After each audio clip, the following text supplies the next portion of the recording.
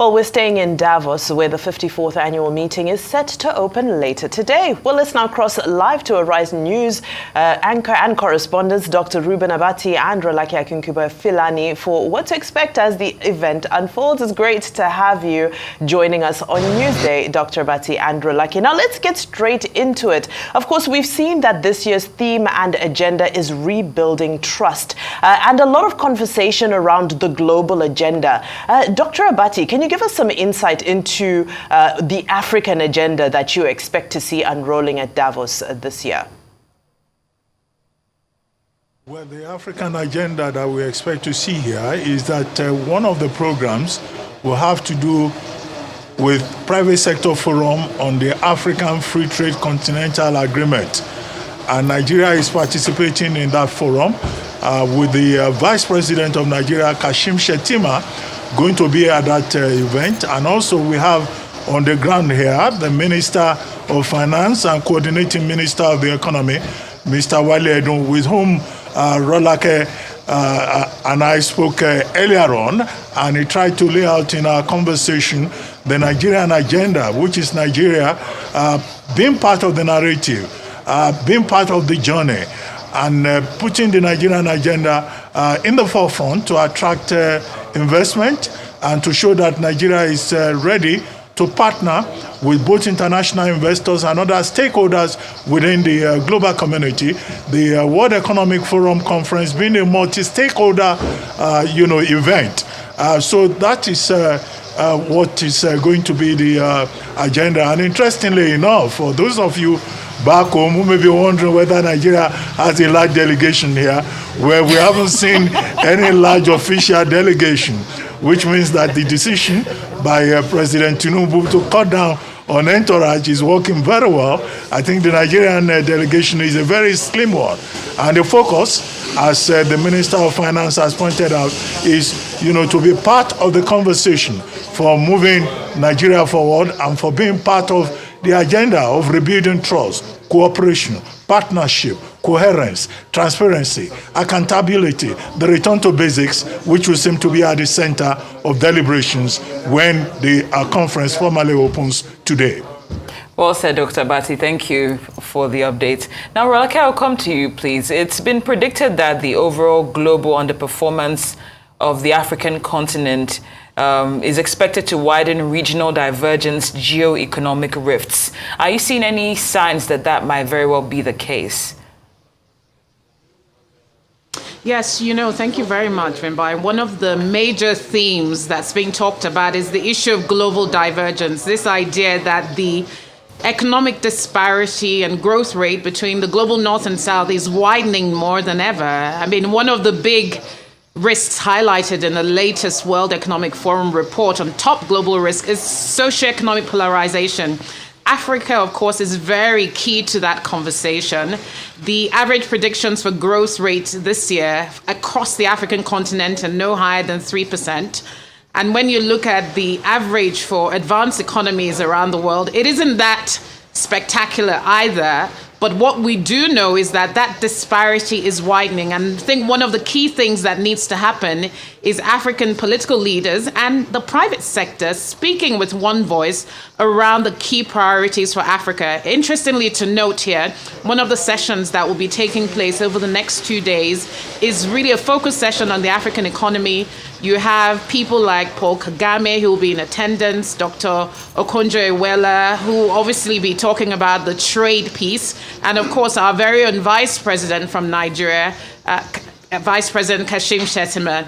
And I think if you think about the issues that the World Economic Forum is bringing to the fore, you have trade, you have macroeconomic stability, particularly fiscal and monetary stability. You have the issue of jobs and global growth and how it impacts employment, especially for the youth population of the continent. And you also have the issue of technology.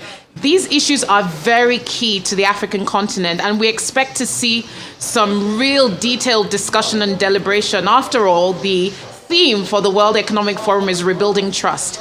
I think within the African continent, there's a need to rebuild trust. And once we can then get that harmonized voice to Africa, we can then seek to further the rebuilding trust agenda with the rest of the global economic ecosystem and the business ecosystem?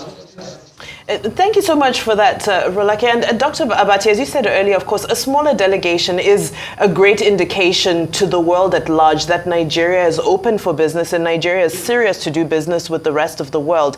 But the IMF MD earlier made mention to the fact that, of course, we know that half of the world's population is going to election this year.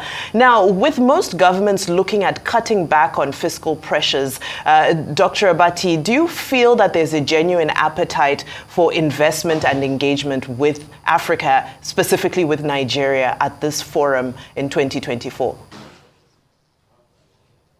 Well, one of the major issues at this conference is about global risks, and the World Economic Forum is launching a report on global risks. It's also launching a report on global economic prospects. And if you look at some of the conclusions of that, more or less in line with what the World Bank has been saying in recent times, that in 2024, the global economy is going to grow at the rate of about 2.4%.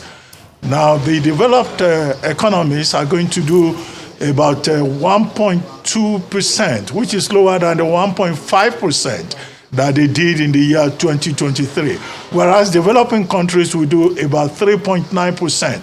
And over a decade, about 5.5%. However, the concern is that there's going to be, a lot of uncertainty, debt burden issues, fiscal crisis in many countries in 2024 as a result of uncertainties. And so there is a major focus on the global economy, and it's not for nothing that the president of Argentina, Javier Milei, is going to be one of the major speakers here. In Argentina, inflation is already over 200%. So African, countries will also have an opportunity to be at the table, to look for opportunities for growth, and even more importantly, the conversation between the global north and the global south, particularly with regard to the energy mix and also with regard to climate adaptation and climate financing. You recall that at COP27 and COP28, African countries and other developing countries had put climate finance and adaptation on the table. And that, of course, is of interest, to African countries. And it's one of the things beyond talk about continental trade agreements in Africa that they are likely to be pushing at this particular conference. At least in our conversation with the Minister of Finance, we got the impression that Nigeria is also interested in climate adaptation and climate finance. So what the Economic Forum provides the opportunity for is the opportunity for developing partnerships, frameworks, alliances to move the country forward. And each country, of course, will look at its own interests and use whatever opportunity that they can get in terms of partnership and in terms of cooperation. I think that these are the main issues in this regard. And it will be interesting to see African countries, taking advantage of the diversity that the World Economic Forum offers and the various opportunities for alliances and for frameworks as the world gets the opportunity at this forum beyond COVID-19, beyond the postponement that we had in 2022, to chart the future, not just for Europe, but for the rest of the world. Well said, Dr. Abati. Coming back to you, Rolake. Cynthia speaking, by the way. Of course, you spoke so well about the geo-economic rifts, the possibility of that playing out. But one notable point of disagreement among the chief economists is the likelihood that geopolitical tensions will result in a significant rupture of global supply chains in the next 3 years. Based on what you've observed so far, do you think that might actually happen? Yes, thank you very much, Cynthia, and apologies for referring to you as Vimbai earlier. But I think what we've seen is that beyond the post-COVID era, there's been two major issues that have really affected global supply chains. Of course, we know the Russia Ukraine crisis, which has been a major challenge to global supply chains, particularly with the Black Sea grain deal, which sort of, all but collapsed recently. We've also seen the Israel-Hamas crisis, which has posed a bit of a challenge, as well as the Yemeni-backed Houthi rebel attacks in the Red Sea, which have affected up to 30 to 40% of global shipping and global cargo shipments, with many shipping companies having to divert around the Cape Coast of Southern Africa. So I think supply chain, the Cape of Good Hope of Southern Africa, and I think the supply chain needs to be at the fore. The other important thing to mention here is the role of big global manufacturing hubs such as China. We're seeing more and more private sector players and operators and manufacturers looking to relocate their supply chain hubs away from China to India due to some of the COVID recovery challenges you had in the big Chinese market. And I think that is also going to be on the agenda. I think what issue that this raises is the need for regions like Africa to look at more intra-African trade so that we're not as vulnerable externally to global supply chain shocks. And the final point I will make around how geopolitical risks are playing out, there is a specific focus session at Davos here on energy and rivalry, the increasing role that geopolitics plays in global commodity markets. And we've seen the impact of the Middle East crisis on global oil markets. We're seeing the impact on global mining and metals, as well as soft commodities, particularly agricultural commodities moving between regions. And I think for a lot of economies and regions, the question is, how do we build resilience against those external shocks? But beyond building resilience against those external shocks is how do we dialogue on a global stage where we can reach at least short-term agreements to allow the global flow of commodities. And this is particularly important because these supply chain shocks are fueling macroeconomic stability. We're seeing what's happened with inflation around the world and the struggle by central banks to try and tame inflation through inflation targeting. We're making some headway globally, but let's not forget that many developing economies are also facing huge debt payback bills, and debt relief will be on top of the agenda. We know the countries in Africa that are struggling with debt. There's Zambia, there's Kenya, there's Ghana, even Nigeria. And so the issue of debt, I expect to be on top of the agenda.